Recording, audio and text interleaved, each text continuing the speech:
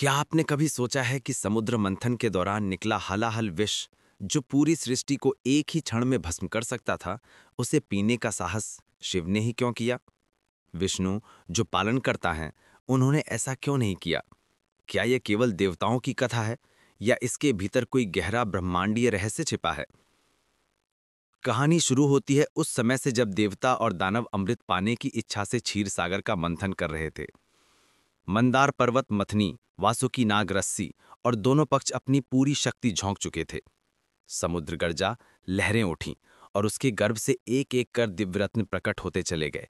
लक्ष्मी, चंद्रमा, ऐरावत, कौस्तुभ और फिर वह जिसका नाम भर से लोग कांप जाए, हलाहल विष। उस विष का ताप इतना भयानक था कि आकाश लाल पड़ गया, नदियां सूखने लगीं और जीव जंतु तड़प उठे। देवता भयभीत हो गए और विष्णु से बोले, प्रभु, सृष्टि संकट में है।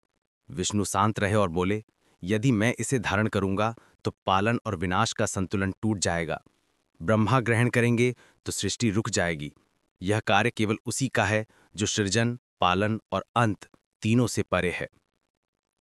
सभी की दृष्टि कैलाश की ओर मुड़ी। हिमालय की शांति में ध्यानस्थ शिव बैठे थे। देवता पहुंचे और पूरी घटना सुनाई। शिव ने धीरे से नेत्र खोले और बस इतना कहा, वह विष कहाँ है? वह तपता हुआ काला नीला विष खुद मृत्यु का स्वरूप था। उसके पास पहुंचते ही दिशाएं कांप उठीं, पर शिव का एक भी कदम डगमगाया नहीं। उन्होंने विष को उठाया। उनके हाथ नीले होने लगे, पर उनके चेहरे पर कोई भय नहीं था। देवताओं ने विनती की कि प्रभु, इसे बाहर फेंक दीजिए। शिव मुस्कुराए, फेंक दिया तो विनाश होगा, निगल लिया तो मृत्यु का अंत। इसलिए इसे रोकना ही उचित है। यही वह क्षण था जब शिव ने विष को कंठ में रोक लिया, न निगला न त्यागा। इसी से उन्हें नीलकंठ कहा गया। विष्णु ने कहा, महादेव, आज आपने सृष्टि को बचाया, इसलिए यह कार्य केवल आपका था। तभी पार्वती वहां पहुंची, चिंतित, और शिव के कंठ को थाम लिया ताकि विष उनके शरीर में ना फैल सके।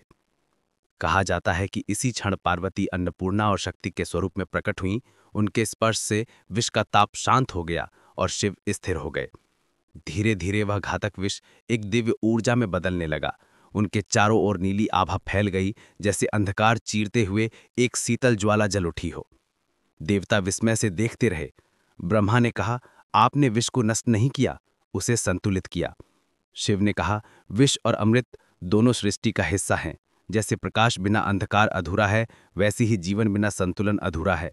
यही कारण है कि विष्णु ने इसे बाहर से संतुलित किया और मैंने इसे भीतर से। फिर उन्होंने आगे कहा, हर व्यक्ति के भीतर भी हलाहल होता है। क्रोध, अहंकार, भय, लालच। उनसे भागने से वे बढ़ते हैं। उन्हें समझो, स्वीकारो और नियंत्रित करो। यही नीलकंठ बनने का मार्ग है।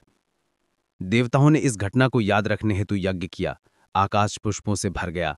नंदी, गंधर्व और समस्त लोग शिव के नीलकंठ रूप को निहारते रहे। यह केवल एक घटना नहीं, बल्कि एक ब्रह्मांडीय नियम बन गया।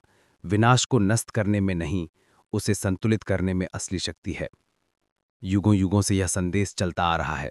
जब भी मनुष्य अपने भीतर के विकारों को पहचानता है और उन्हें नियंत्रित करना सीखता है, वह भी अपने अंदर एक छोटा सा नीलकंठ जागृत करता है। इसलिए शिव का संदेश आज भी गूंजता है, अपने भीतर के विष से भागो मत, उसे संतुलित करो। यही जीवन का रहस्य है। हर हर महादेव।